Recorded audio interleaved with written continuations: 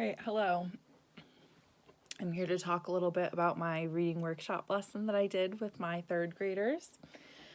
Part 2. So my first attempt at recording my third graders doing this reading workshop lesson ended with one of my boys having a bloody nose, and it was really something that caused a lot of chaos because of masks. We really didn't know what to do when you get a bloody nose and a mask. Do you take it off? So I ended up having to stop recording and redid the lesson. I go in Mondays and Fridays, so it takes a little bit of time for me to get back into the classroom and do the lesson and record it. So on Friday, I did the lesson. We do it at the end of the day. Reading is at the end of the day. And I recorded myself teaching the lesson to 18 third graders, half of which are online and the other half are in the classroom in front of me. Most of the time I am sitting, or I think the entire time I am sitting, just because the students at home are harder to keep engaged, and by me sitting and them seeing me in the camera, it helps them be held accountable and helps them from being distracted. So my cooperating teacher did walk around the classroom and help the students. I think you can see her in the shots. I did also try to angle the camera a little bit, so we recently got approval for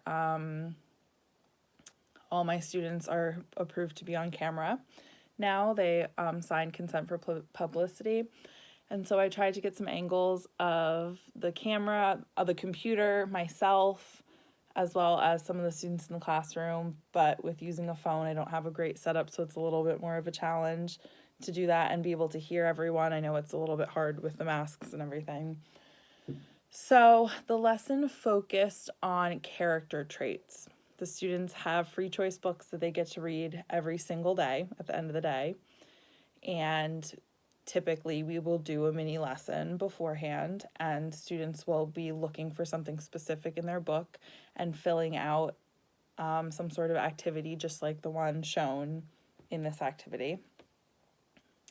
And these students had been introduced to character traits before, but this was a bit of a deeper dive. And while the slideshow I had for them was focused on internal and external traits, I really wanted them to pay attention to internal traits, because that's something that is revealing a lot about the characters in their free choice stories and will help them in their future reading and writing.